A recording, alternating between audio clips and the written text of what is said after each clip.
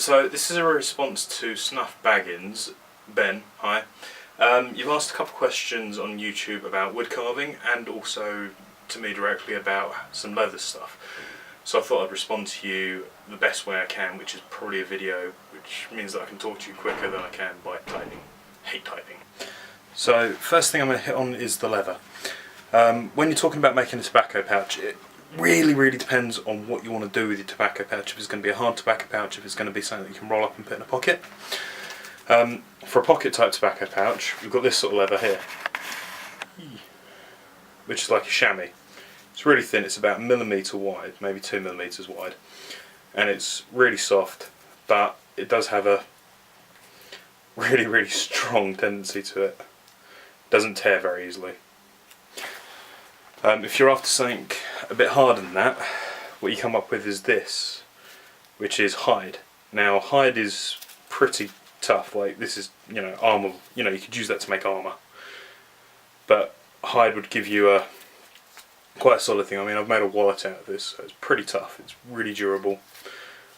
Then other stuff you get, this is a chamois, so this is a proper chamois. Again, very pliable, very strong, stretchable, good tough material.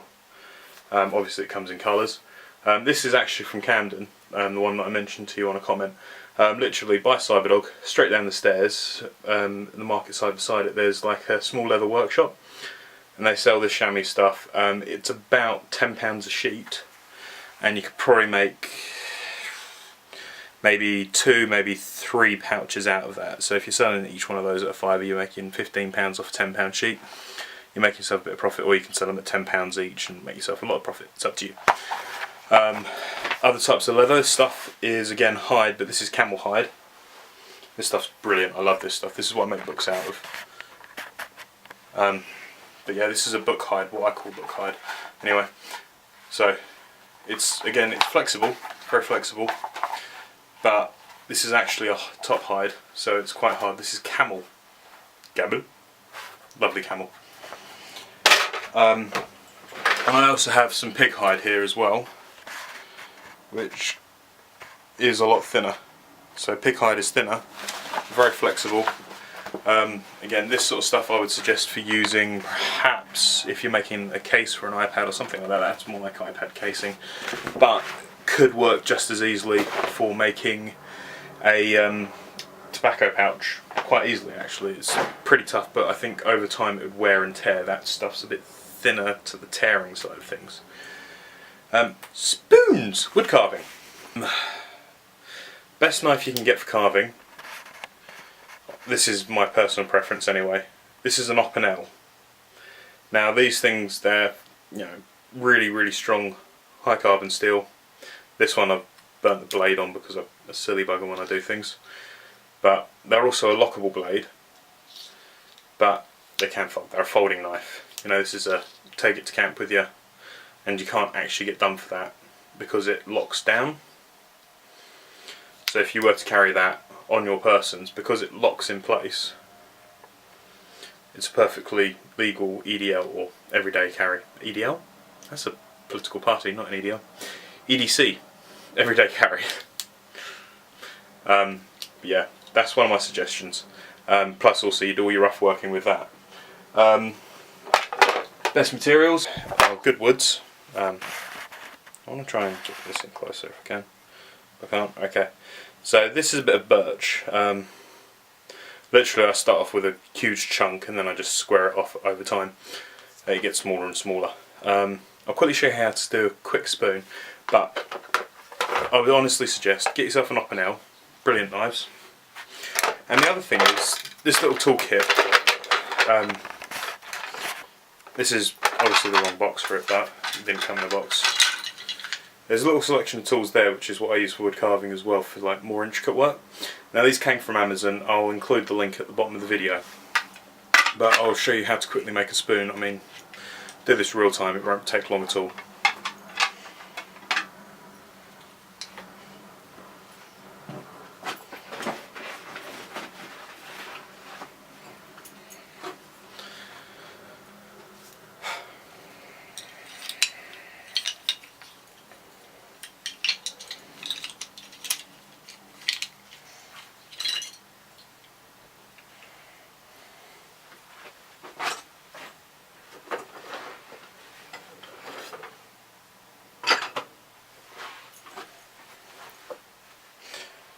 So starting with a piece of dowel, this is round wood, buy this from B&Q, you know, £5 for 10 metres or something stupid like that. It's ridiculously cheap. It's probably not that cheap anymore, but anyway, round dowel. Dowel is a love for making things easy. Get your knife, clean off the ends, because this is where I've been lazy and the end of my wood is kind of chipped and horrible. So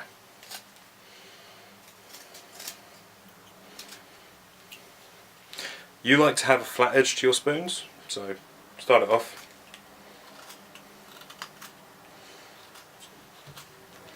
Give it a nice flat surface. Obviously, I don't know how best you're going to do this, but you can always play around with carving and making it nice and intricate. I would always suggest give it a nice rough edge at the end, like a rounded edge. So you've got a taper to it.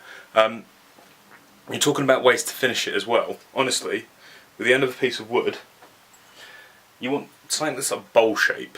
A bowl shape is ideal.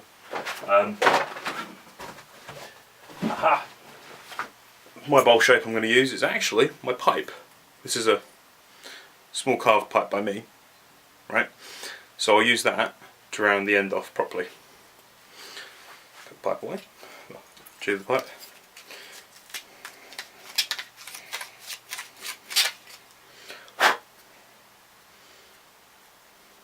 And literally, that has just smoothed off any excess wood that was there that I didn't want. So it's nice and easy.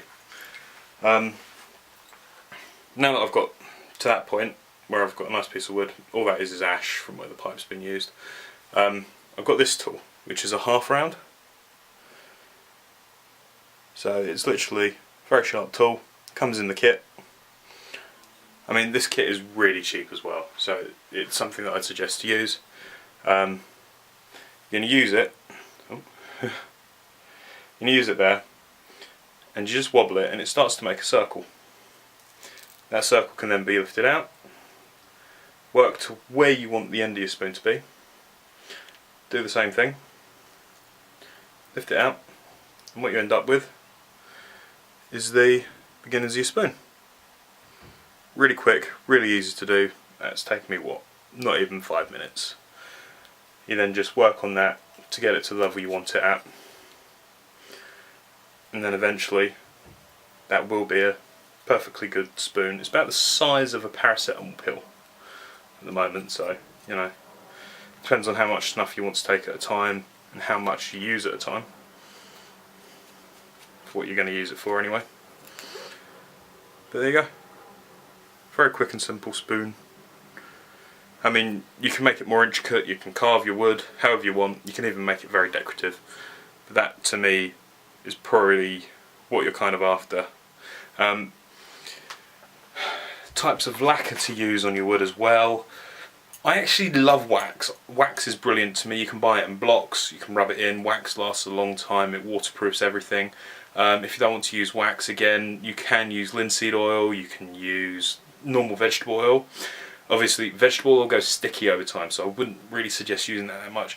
You can buy lacquers and things like that as well to cover it, but honestly your cheapest and best option is wax, because you can rub it in with your hands, and also what that does is it also smooths the wood as you do it. I'd suggest using a sponge, perhaps like the tip of a cuticle as well, to get into those edges. Burnishing the wood as well is really important, which is using like a half round and you rub it into the wood itself. What I use for burnishing mostly, again this is one of my tools that I've made, but burnishing the ends of woods, I would use, this is bamboo, small piece of bamboo, and I use that to burnish the ends and the insides, because bamboo is a nice hard strong wood, and I mean this is probably pine or something, so it's not a very hard wood at all, and that's really good for burnishing. So yeah, that's what smooths out the inside of the bowl. I think I've covered everything you asked for, so yeah, hope that helps, and yeah, enjoy.